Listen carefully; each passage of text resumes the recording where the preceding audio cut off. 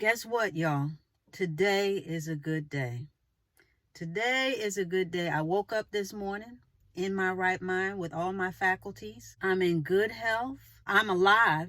The sun is finally out and shining because I don't know if y'all heard, I'm on the West Coast, and that's where a lot of the storms, and it's been raining here for like weeks on end. In fact, there's been a lot of serious flooding in this area by me, but it did not affect me, so thank God for that.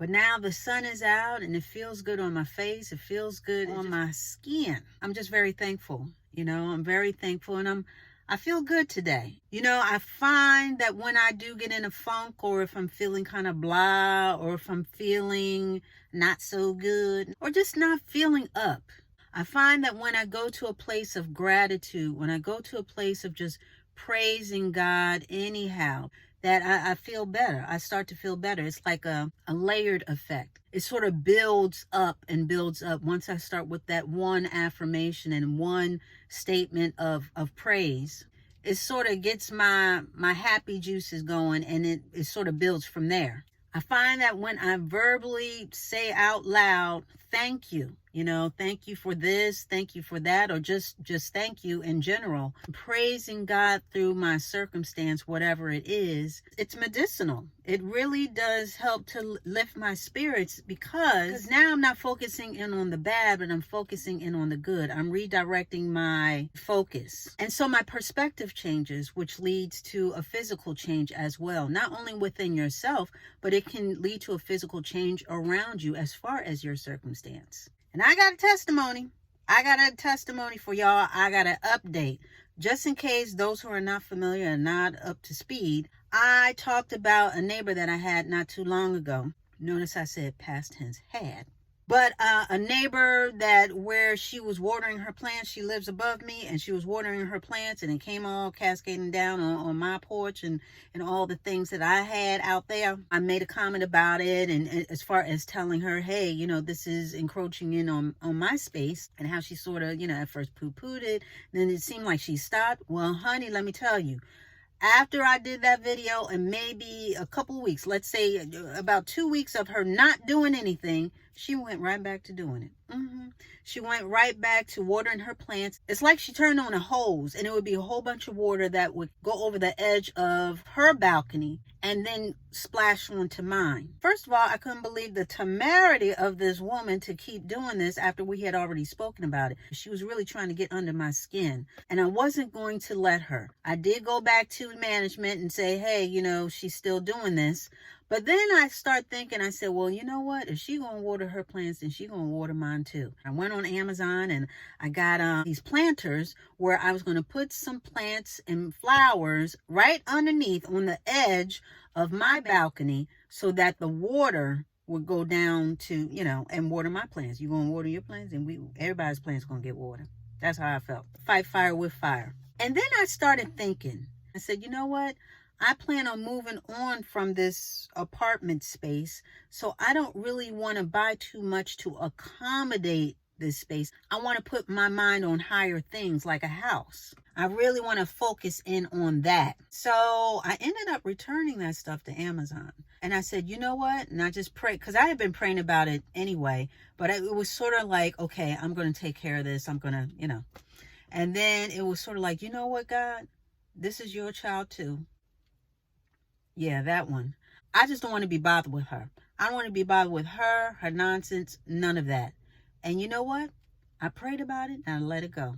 If a drop of water came down, I didn't even say anything. And besides that, she did a lot of other stuff, stomping, and it doesn't matter. She was one of the worst neighbors I've ever had as far as apartment living.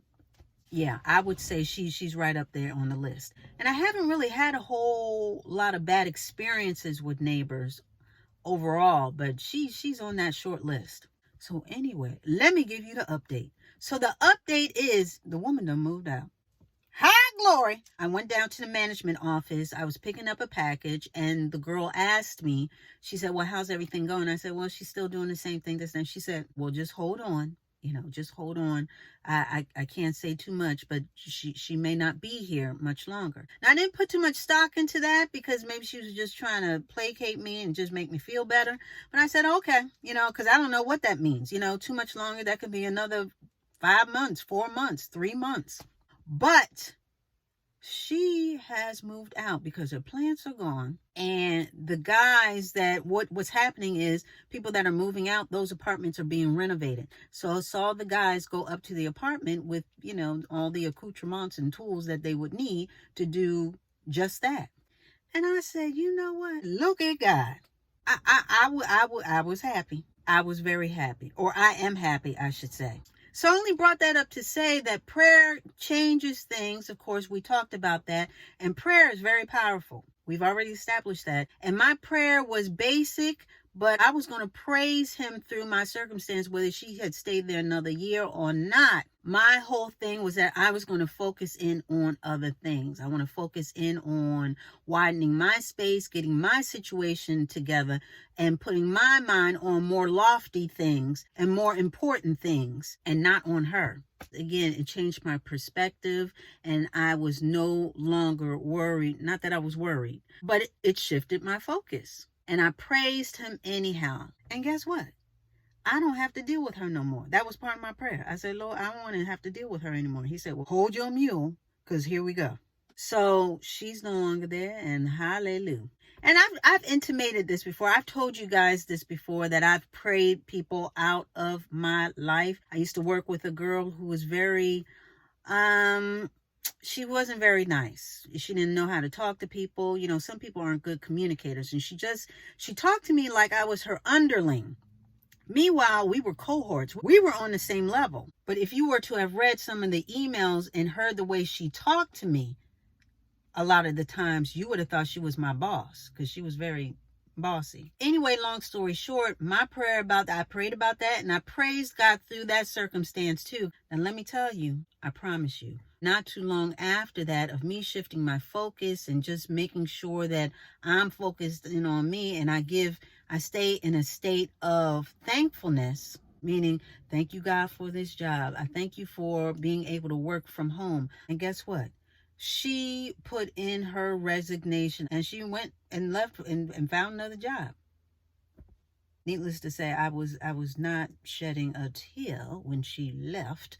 But my whole point is that I don't let anybody or anything knock me off my square. We have reviewed that, and coming back to that, you got to praise God through your circumstance. You know how they say your attitude determines your altitude? Well, it's very true. That's very true. A positive outlook can gain you a positive result. Praise him anyhow. No matter how it looks, you're not supposed to go by sight anyway. Things can look crazy and this and that. Instead of going by sight and your circumstance, you're supposed to praise him. And when you do praise him, not only are you putting out positivity and changing your focus from the bad and shifting it to good things, but you're also declaring good things in your life to happen as well. So praise him anyhow.